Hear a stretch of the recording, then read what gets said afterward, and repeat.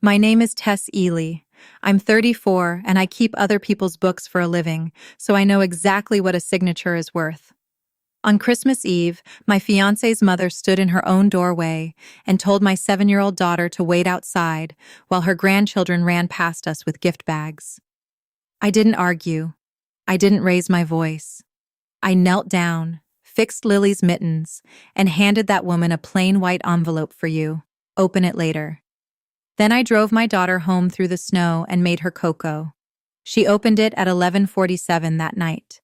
By morning, 79 missed calls were waiting on my phone, and not one of them was an apology.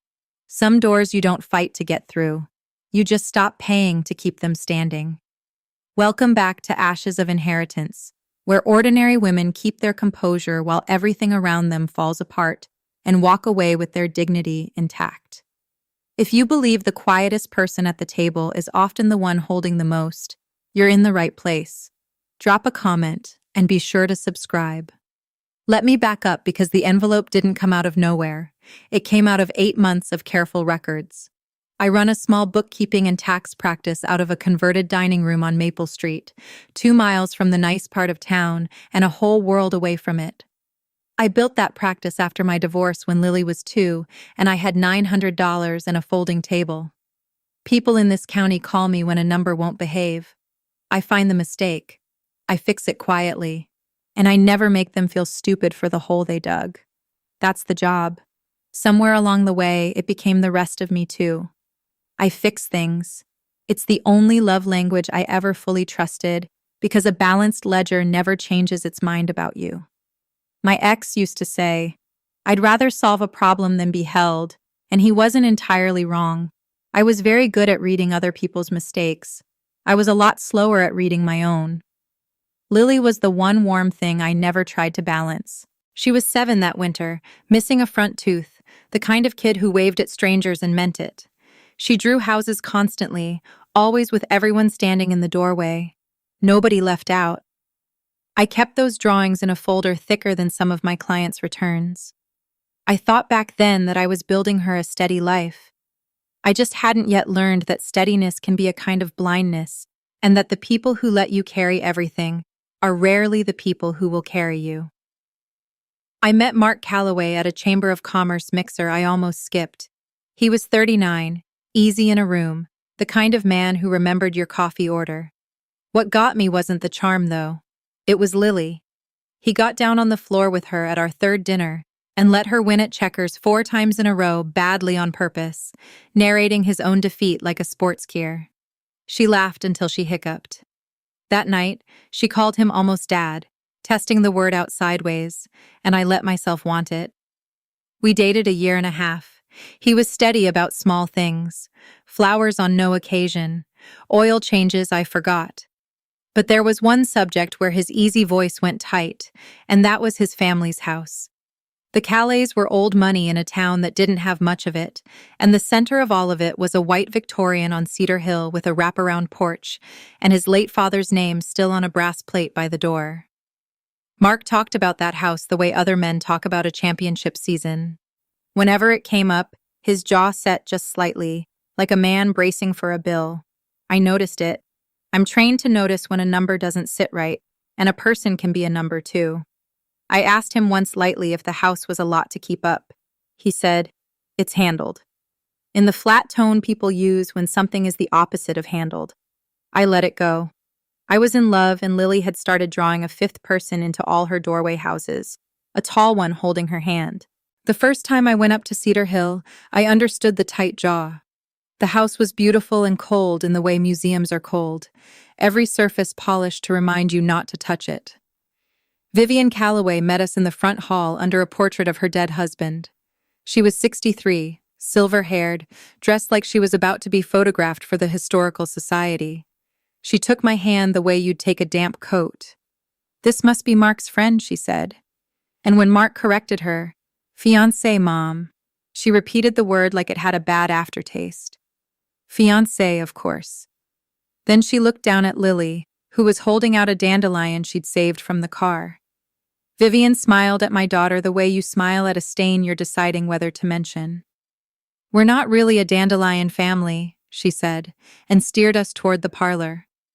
I met the sister that day too. Brooke, 36, with 2 kids and a husband who traveled. Brooke gave me a tour that was really a list of what was expensive.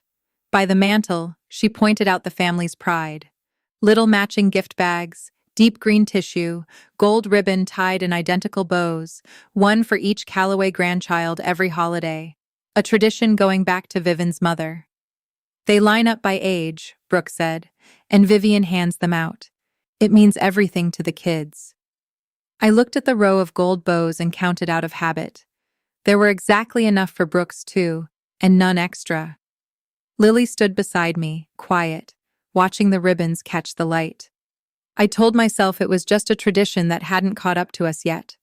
Traditions are slow, I thought. Give it time. Mark proposed in October on the porch of the Cedar Hill house. Because of course he did.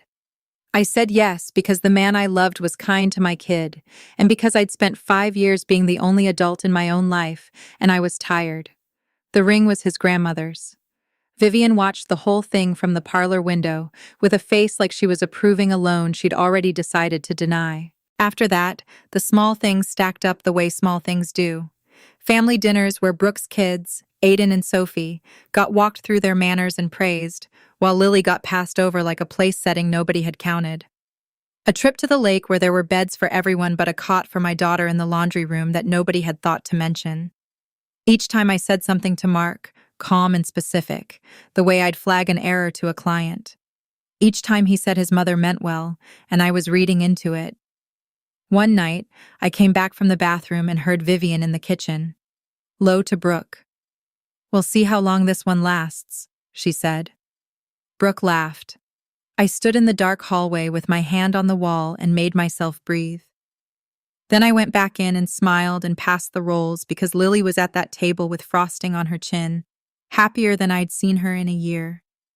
That's the part nobody tells you. You don't stay for yourself. You stay because a small person you love is finally getting fed at a big, bright table, and you'll swallow almost anything to keep her in that chair. To explain the envelope, I have to go back further to a night the previous spring, 8 months before that Christmas. Mark showed up at my door at 11 unquag, gray-faced, holding a manila folder like it was warm. "Tess," he said, "I need you." I made coffee and read the folder while he paced. It was bad.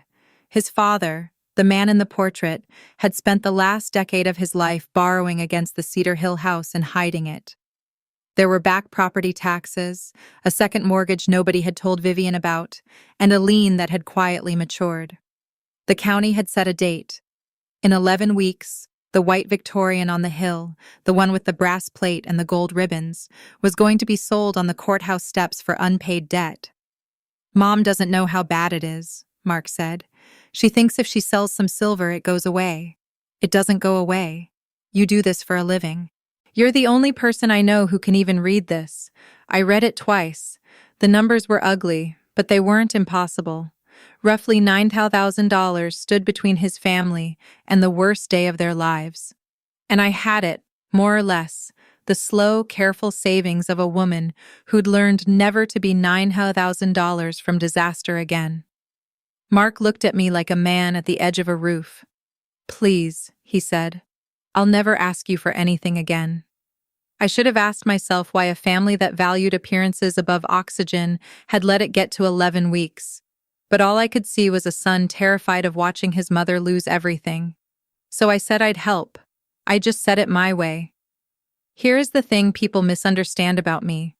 I am soft about people and hard about paper, and that combination has saved my life more than once.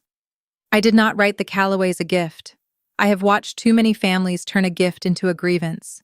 Instead, I did what I'd tell any client to do. I paid off the lien and the back taxes and the hidden second, all 91,000 of it. And in exchange, the family signed a private mortgage, a real one, a promissory note, and a deed of trust recorded at the county the same week, naming me as the lender and the Cedar Hill house as security.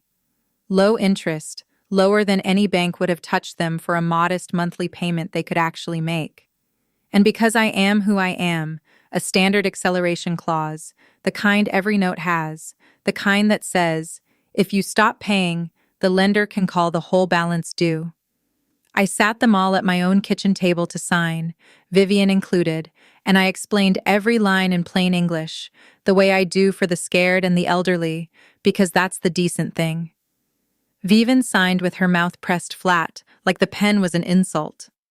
Mark signed, grateful and crying. I drove to the courthouse myself and watched the clerk stamp it into the record. Then I put my copy in a blue folder and slid it into the bottom drawer of my desk under Lily's drawings, and I genuinely intended never to open it again. Kindness without paperwork is just a wish, I told Mark when he asked why I made his mother sign. He laughed and said I was the most romantic accountant alive. I thought I'd protected everyone. I had only protected myself. For exactly 2 months, the payments came, then they stopped. The first missed month, Vivian sent a note on heavy cream stationery saying things were tight after the holidays, and she was sure I'd understand. Family to family. The second month, nothing. By the third, when I gently raised it with Mark, he winced and said, "Don't make Mom feel like a tenant, Tess. She's mortified enough that you bailed us out. Can't you just let it ride? I'm a lender now. I had every right that very week to send a formal notice of default and start the clock. I'm also a woman who was about to marry into that family with a daughter who called the place almost home. So I made a choice. I want you to remember because it matters later.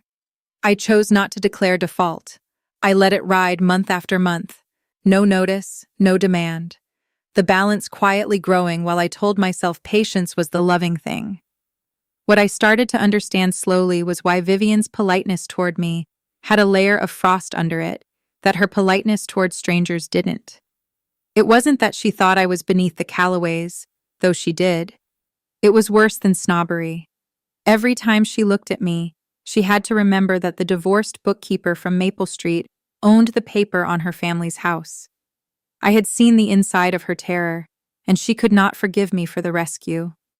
She needed to put me somewhere below her to make the math of her own, Clear's throat, life survivable.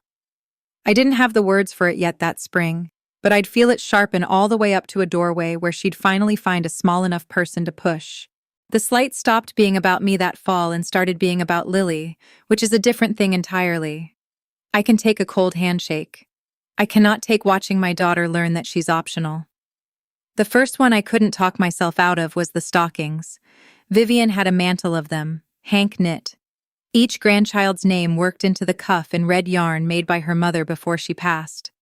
That November, she hung them early. Aiden, Sophie, and a fresh new one she'd had made for Brooke's baby that wasn't even born yet, a name embroidered for a child who didn't exist. There was no stocking for Lily. When I asked lightly in front of 3 relatives, Vivian touched her pearls and said, "She's not quite ours yet, dear. Let's not rush it."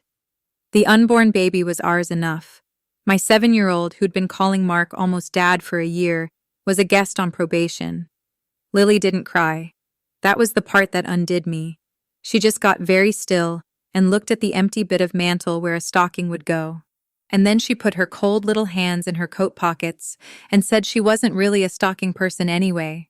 She'd learned that from me. The trick of getting small and gracious to make a room comfortable. I'd taught her that by accident, by example, and watching her do it made me want to take it back out of her like a splinter. I held her hands in the car to warm them. They were freezing all the way home. I told myself I'd fix it. That's what I do. I just hadn't realized yet that the thing that needed fixing wasn't the stocking. It was that I'd brought her there at all. I told Mark that night that the stocking thing wasn't going to fly. I was calm. I'm always calm. It's a professional hazard. I said, "I'm not asking your mother to love my kid overnight. I'm asking her not to publicly rank her below an unborn baby." He rubbed his face and gave me the speech I'd come to know by heart. Mom's old-fashioned Tess. She lost Dad. The house thing shook her. She's not herself. Don't make Christmas a battlefield. Just be patient. Patient. As if I'd been anything else for 8 months and $91,000. I said, "Patience for me is one thing, Mark. Patience with my daughter's dignity is not mine to spend." He said I was turning a small thing into a referendum, and that real families absorb friction, and that if I loved him, I'd let it breathe. And here's the quiet, ugly thing I noticed. The accountant thing. He never once said he'd talk to his mother. Not once. He only ever managed me. He'd figured out that I was the cheaper problem to solve, the one who'd swallow the bill to keep the room calm. And he was right. I had been for almost a year. If you've ever been the person a whole family counts on to be reasonable, while everyone else gets to be difficult, you already know how heavy reasonable gets. Comment the word porch if you've ever stood outside a door that should have opened for you or for your child. I want to see how many of us there are. And stay with me, because the part nobody at that house saw coming is closer than they think. Subscribe so it doesn't slip past you. I went home that night, and for the first time in months, I opened the bottom drawer of my desk. I didn't take the blue folder out that night. I just looked at it sitting under Lily's drawings. And then I closed the drawer because she came in to show me something. She'd been working on it for a week in secret, tongue between her teeth, hiding it under her arm whenever I got close. It was a Christmas present for Vivian, a picture frame she'd made out of popsicle sticks and gold paint. And inside it, instead of a photo, a crayon drawing, the Cedar Hill house, careful and lopsided, every window yellow with light. And in the doorway, 5 stick figures holding hands, Mark, me, Lily, and taller than the rest, with a silver crayon scribble for hair. Vivian, to my new grandma.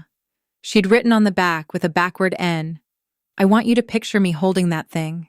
I've signed mortgages and audited estates and once told a widow her late husband had drained their retirement, and I kept my face still through all of it. I could not keep my face still for a popsicle stick frame. Lily had drawn the woman who wouldn't give her a stocking standing in the doorway holding her hand included, because in my daughter's version of the world, doorways are for letting people in. I told her it was beautiful. I told her Grandma Vivian would love it. That was the only outright lie I told that whole season. And I told it looking my own child in the eye, because the alternative was explaining that some grown-ups draw the doorway and then decide who gets to stand in it. She wrapped it herself in 3 foot of tape and put it under our tree with a tag that said, "Deliver in person." I lay awake that night doing math that had nothing to do with money. The Callaway Christmas Eve dinner was the event of their year, and the planning of it was a small military campaign. Brooke ran logistics. That week, she had me drop off a case of wine at Cedar Hill.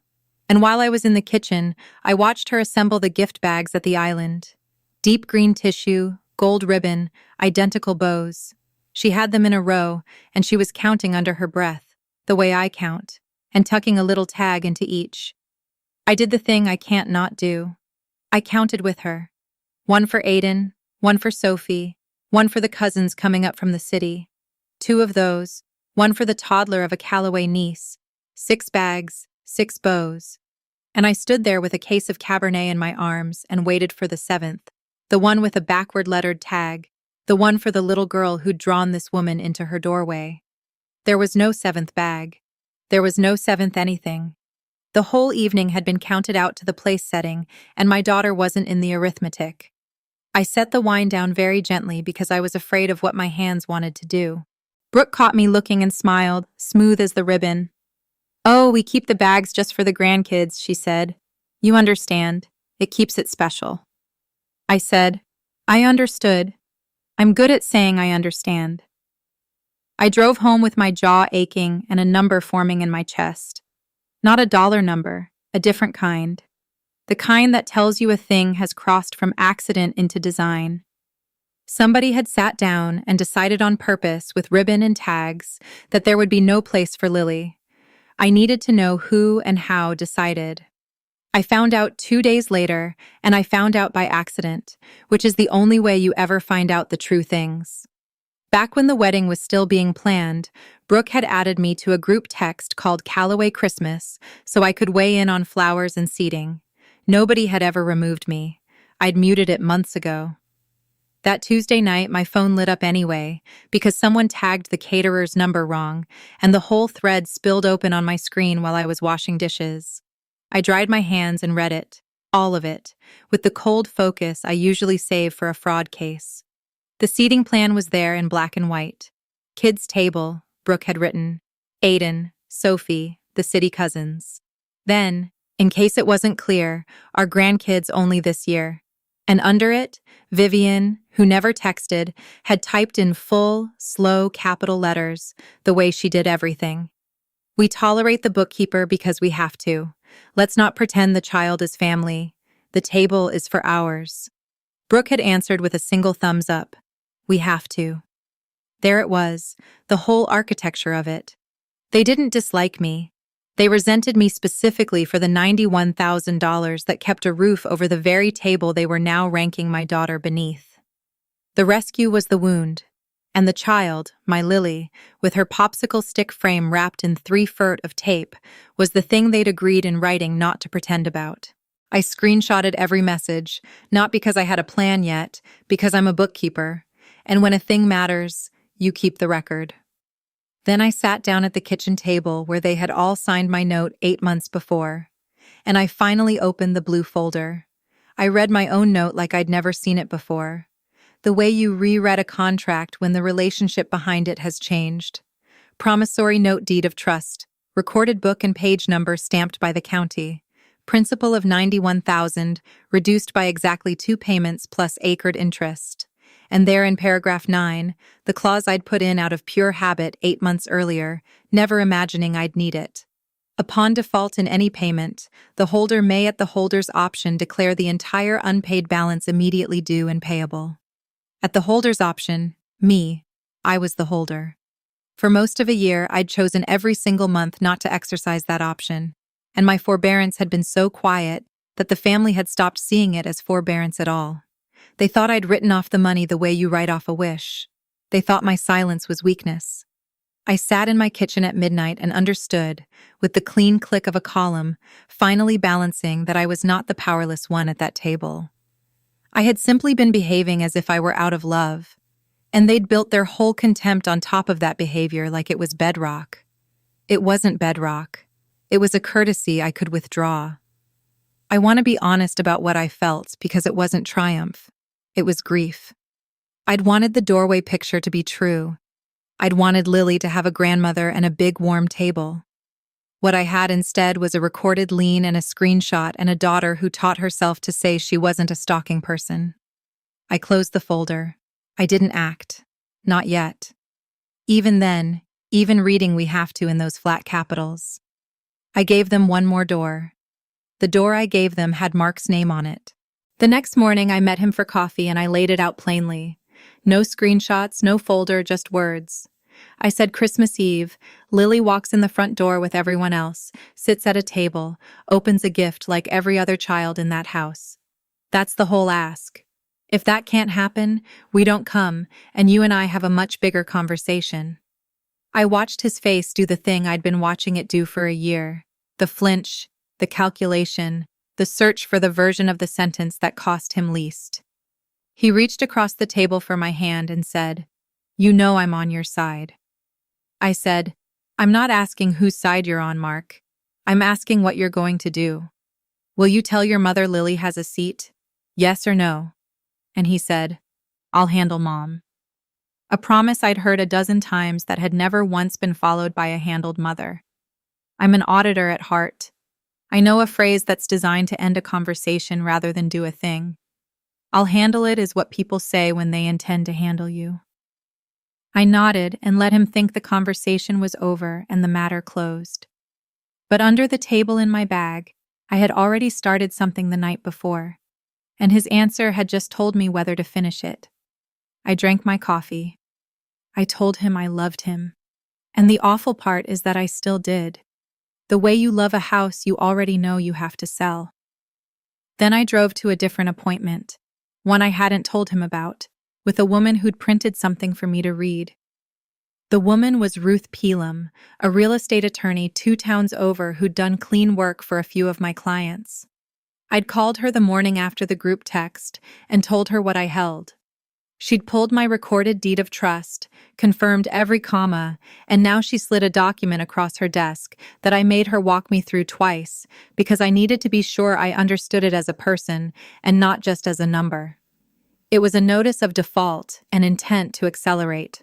In careful, unhysterical legal language, it stated that the borrowers were in default for failure to make payments since the previous summer, that the holder of the note intended to exercise the acceleration option in paragraph 9, and that the entire unpaid balance would become due. And then the part I'd insisted on, the part that mattered to me more than the money, a cure period, 30 days. If they brought the loan current or refinanced it elsewhere, the acceleration would be withdrawn and we'd part as strangers who'd once done business. Ruth looked at me over her glasses. "You understand this doesn't take the house tonight?" She said, "4 is months if it ever comes to that, and it shouldn't. This is leverage and a clean exit, not a bomb." I said, "I know exactly what it is. It's me, finally, refusing to be the safety net nobody thanks." She asked when I wanted it served. I told her I'd handle delivery myself. She raised an eyebrow but didn't argue. I took the notice and I took the engagement ring off my finger and put it in my coat pocket next to it. And I drove home to a daughter who was practicing how she'd say, "Merry Christmas, Grandma," in the mirror. That's the part I keep coming back to. She was practicing.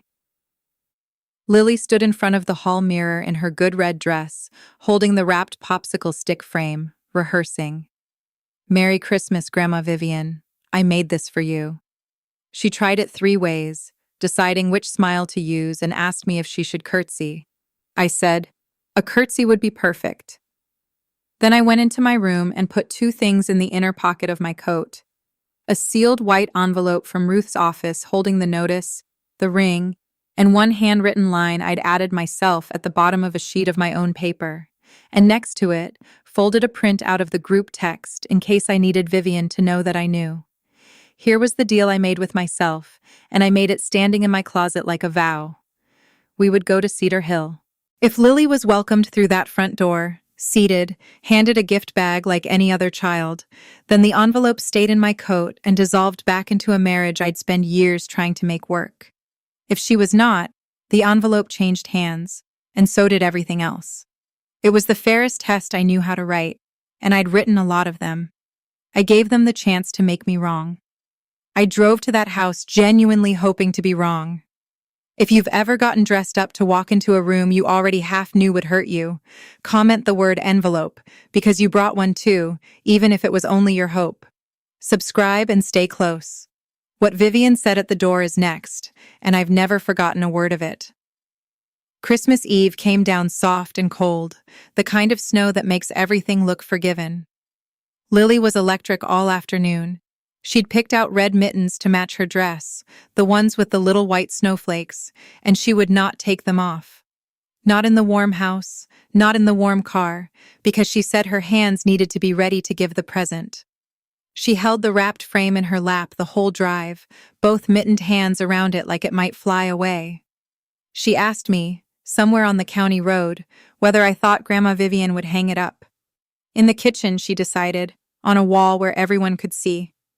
I said, "Yes, I want to be clear that this was the second lie, and I knew it leaving my mouth. And I told it anyway, because what was I going to say? That the woman she'd drawn into the doorway had typed in capital letters that we shouldn't pretend the child was family. You don't hand a 7-year-old that sentence on Christmas Eve." So I said, "Yes, she'll hang it where everyone can see." And Lily nodded and went back to guarding her gift. I watched her in the rearview mirror. This small person in red mittens carrying a present to people who'd counted bags and left her out, and I felt the last soft part of my hope go quiet and practical. The envelope was a square of weight against my chest. I drove the way I balance a difficult set of books, steady and slow, no sudden moves, already half aware of where the columns were going to land. Cedar Hill glowed up ahead through the snow, every window yellow, exactly the way she'd drawn it. From the road, it looked like the warmest place in the world. The hill was lined with cars. I parked at the bottom of the long drive because there was nowhere closer. And we walked up through the snow, Lily's mittened hand in mine, her boots squeaking, her breath puffing out in excited little clouds. Music drifted from the house and laughter and the smell of a roast. For about 90 seconds, it was perfect. And I let it be perfect, because Lily was looking up at all those yellow windows, like she was walking into a Christmas card. Then the city cousins arrived behind us, spilling out of an SUV, two kids in matching coats, and they ran past us up the steps, shouting, "Grandma!" The front door opened, and warm light poured out, and there was Brooke in the doorway, beaming, handing each of them one of the deep green bags with the gold ribbon, lifting them by the bow so the kids could see their names on the tags. Aiden already had his. Sophie already had hers. The cousins took theirs and tore inside. The gold ribbons caught the porch light and threw little glints across the snow. Lily slowed down beside me. She didn't say anything. She just watched the bags go in one after another, her own present held tight against her coat, and I felt her mittened hand tighten in mine. I knew exactly how many bags were on that island. I'd counted them myself. I knew the arithmetic of the evening to the place setting, and still some animal part of me hoped, climbing those steps, that I was about to be proven wrong, that there'd be a seventh bow nobody had told me about, that love had quietly outvoted the spreadsheet. We reached the top step. The warm light was right in our faces, and then Vivian filled the doorway. She was dressed for the historical society again. Pearls and a green silk blouse, a hostess's smile already arranged on her face for the cousins behind us. When she saw me, the smile didn't fall so much as cool, degree by degree like a stove being turned down. Behind her, the hall was full of light and people.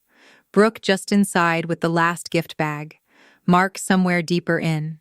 A dozen relatives with drinks turning toward the open door, the way people do when cold air comes in. This is the part I've replayed the most because it happened in front of all of them, and an audience changes what a thing means. A cruelty in a kitchen is a private wound. A cruelty in a doorway with a foyer full of family watching and a 7-year-old in red mittens holding a wrapped present is a verdict delivered publicly meant to be witnessed. Vivian looked down at Lily. Lily looked up at her and lifted the present a little, the popsicle stick frame and its 3 feet of tape, and started to say the line she'd practiced in the mirror. "Merry Christmas, Garner." And Vivian put one manicured hand lightly, almost gently, on the doorframe. A small movement. A queen's movement. Just enough to make her body the gate. The foyer went a notch quieter. Brooke's smile stiffened around the edges. Somewhere behind her, I saw Mark step forward half a pace and then stop the way he always stopped. I felt the whole bright room tip toward us and wait. And I understood in the cold, clean way I understand a balance sheet that whatever Vivian was about to say next, she was going to say it to a child on a porch, in the snow, in front of everyone on purpose. She didn't even bend down to do it. That's what I want you to understand.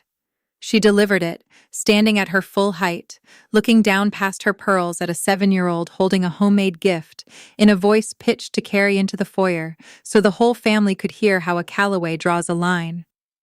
"Lily, dear," she said, and the gentleness in it was the worst part, the way you'd correct a child for reaching for the wrong fork. "Your daughter can wait outside. This dinner is for our kids." The words landed in the warm doorway, and the foyer went silent behind her. I felt Lily's mittened hand go still in mine. She didn't cry. My brave, careful girl did the thing I'd taught her by accident. She got small and quiet and tried to make herself easy to overlook, and she lowered the present an inch, like she'd understood she'd brought it to the wrong house. Brooke, just inside, looked at the floor. The city cousins peeked around the doorway with their gold bags, sensing something, going quiet, snorts. And Vivian held her place in the gate, satisfied, certain, a woman who'd just reasserted the natural order of her world, in front of witnesses who believed in the marrow of her that she'd won something. She had no idea what she'd just done. She thought she'd put a bookkeeper's daughter back in her place. What she'd actually done was pull the one thread I had wrapped 8 months ago around the whole foundation of her house. The thread I'd been holding loose this entire time out of a love she'd just spat on. She'd told my daughter to wait outside. I looked at that hand on the doorframe, and I made my decision in a single quiet breath. I did the thing you're supposed to do, the thing you tell yourself you'd never have to. I looked at Mark. He was 8 feet away in his own mother's foyer. My fiancé, the man who'd let Lily beat him at checkers 4 times in a row. The man who'd put his grandmother's ring on my hand and promised me a doorway. This was the moment, not a kitchen aside, not a text, the actual moment with his mother's hand on the door and my daughter shrinking on the step, when a man either becomes someone or confirms he never will. I held his eyes, and I gave him the whole sentence without saying a word now. Right now, just walk to this door and tell your mother, my child sits at your table. He looked at me. He looked at his mother. He looked God help him at the floor. And then he said the only thing he had left in a low voice meant just for me, a voice asking me to make it easier for him. Tess, he said, please, not tonight. Not now. Don't do this here. There it was. I want to be fair to the woman I was on that porch because she didn't break. Some part of me had been keeping a ledger on Mark for a year. Every flinch in one column, every I'll handle it that handled nothing in the other. And his answer just closed the account.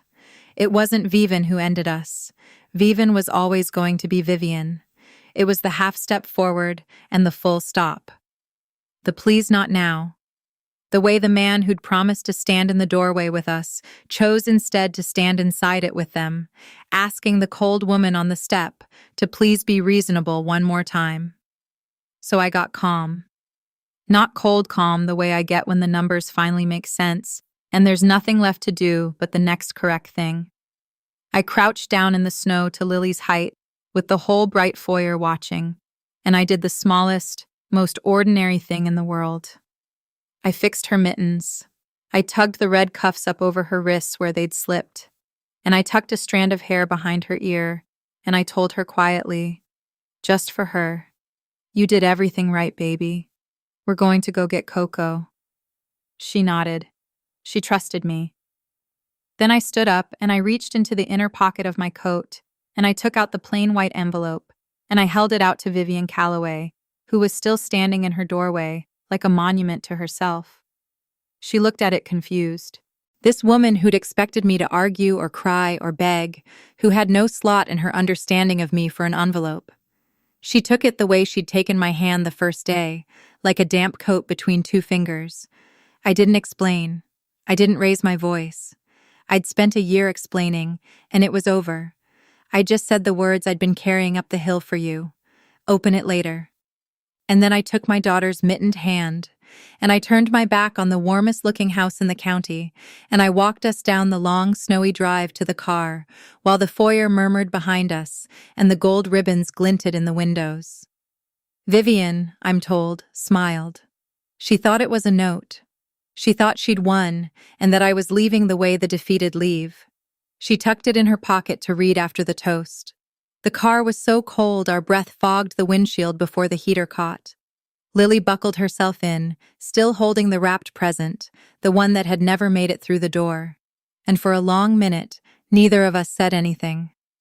I backed down the drive carefully, pasted all the cars, and turned onto the county road toward home, toward Maple Street, toward a small house where nobody had ever been counted out. The snow came down in the headlights, and then, in a small, flat voice from the back seat, my daughter asked me the question I will hear for the rest of my life. Mommy, she said, did I do something wrong? I want you to sit with that because I had to.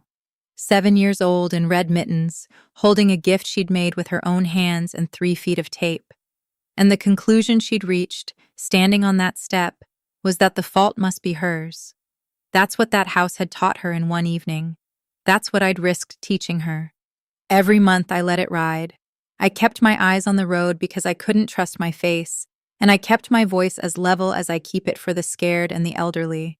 And I said, no, baby, you did not do one single thing wrong. Some grown-ups forget how to be kind, and when they do, that is about them, not about you. We are not going to stand on cold steps waiting for people like that to remember. She thought about it. Then she asked if we could still have cocoa, and I said yes with the little marshmallows. And she relaxed because she's 7 and cocoa is a real and solvable thing. I drove my daughter home through the snow and I made her cocoa with the little marshmallows, and I read her the Polar Express twice, and I tucked her in.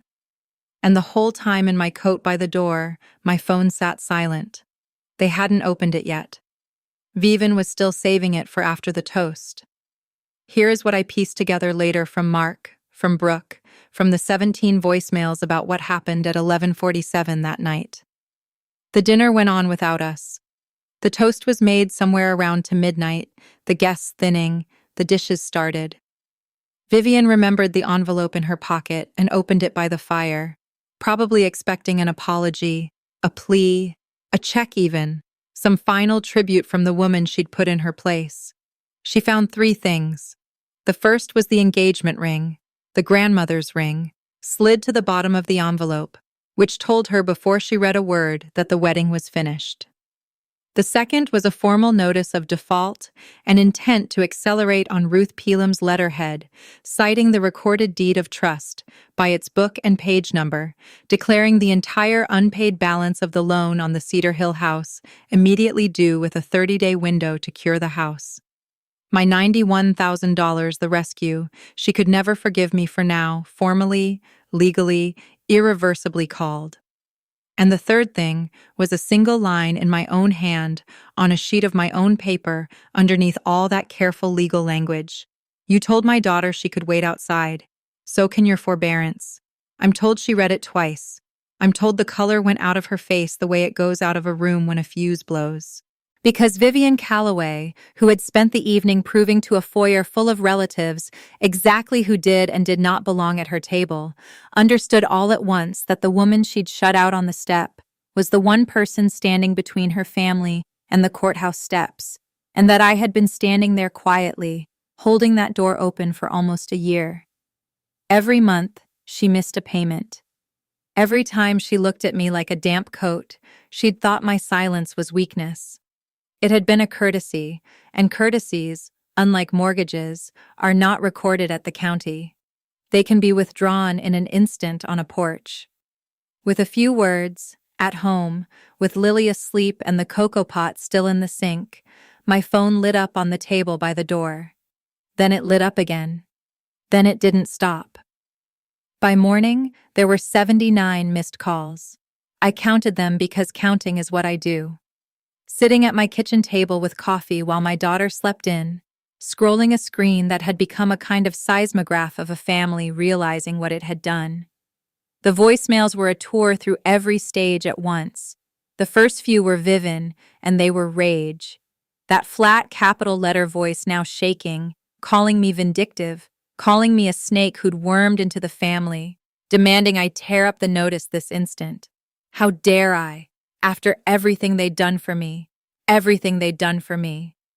Then the tone began to slide because somewhere around the 5th message, somebody had clearly done the math out loud, and you could hear the house go cold behind her. Brooke's voicemails were panic, fast and breathless. The kids' college. Where would Mom go? Surely I wouldn't. We're family. You don't do this to family. And then Mark. Marks were the ones that climbed from anger to bargaining to something close to weeping. Tess, please call me back. We can fix this. Mom didn't mean it. I'll talk to her. I should have said something. I know. Please just call me. I should have said something. The whole year arriving 12 hours too late. I listened to all of them once. The way you read every line of a return, even when you already know the bottom number. And I noticed the thing that told me I'd made the right call. Not one of those 79 calls. Not Vivian's, not Brooke's, not Mark's, said the word Lily. 79 calls about the house, none about the child on the step. So I did not call back. I did one thing only.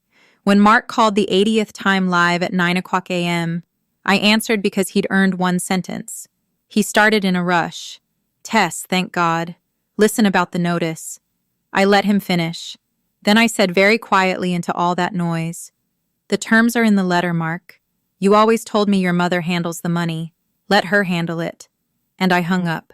And I set the phone face down on the table, and I went and made my daughter pancakes because it was Christmas morning, and she was awake, and she was asking for the kind with chocolate chips. People ask me when I tell this story whether I felt powerful. I didn't. I felt level, which is different and better. For a year, that family had wielded the only weapon they had: the warm room and the closed door, the gift bags and the seating chart. The power to decide who counted. It's a real power. It had made my daughter ask if she'd done something wrong, but it was the only kind of power they understood. The kind that works by exclusion, by deciding who waits outside. And it turned out to be no match at all for the kind of power I'd been holding the whole time and refusing, out of love, to use. Theirs was a closed door. Mine was a recorded signature. They thought the worst thing they could do to me was leave me out in the cold. They never once considered that I was the reason the lights were on. That's the whole lesson of that night, if there is one. A door only has power over you while you're still knocking on it. The second you stop knocking, you find out who actually owns the wall. I'd stopped knocking. I set the phone face down and flipped the pancakes. I want to tell you I burned it all down, but that's not what principled people do, and it's not what I did. I let the notice stand exactly as written. The 30-day cure was real, and I honored it. I was never going to seize a house out of spite with grandchildren in it on Christmas.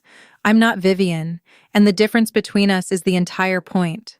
What I withdrew was not the roof. It was me, the unthanked safety net, the standing invitation to be used. Through Ruth, I gave them their two lawful choices, the same two I'd have given any borrower in default. Bring the loan current and refinance it with an actual bank on their own credit, in their own name, like adults within the window. Or don't, and let the law take its slow, public course. They scrambled, and within 3 weeks they refinanced, which meant that for the first time in a generation, the Calays had to walk into a bank and let a stranger see their real numbers. The very exposure Vivian had spent her whole life and 91,000 of my dollars avoiding. I was paid back in full with interest by a cashier's check I never had to ask for twice. Mark left messages for a month. I returned the ring through Ruth, and I never returned the calls. The last time I drove past Cedar Hill, the windows were still yellow and warm, and there were still gold ribbons somewhere behind the glass, catching the light for someone, just not for us. I didn't slow down. I had a turn to make toward home. I muted the family thread, and then I left it. Finally, 8 months too late. I blocked the numbers that needed blocking. And I did one more thing, the only one that mattered. Lily's popsicle stick frame had come home with us, still wrapped in 3 foot of tape, never delivered. A few days after Christmas, she asked carefully if she should throw it away, since Grandma Vivian didn't want it. I said, absolutely not.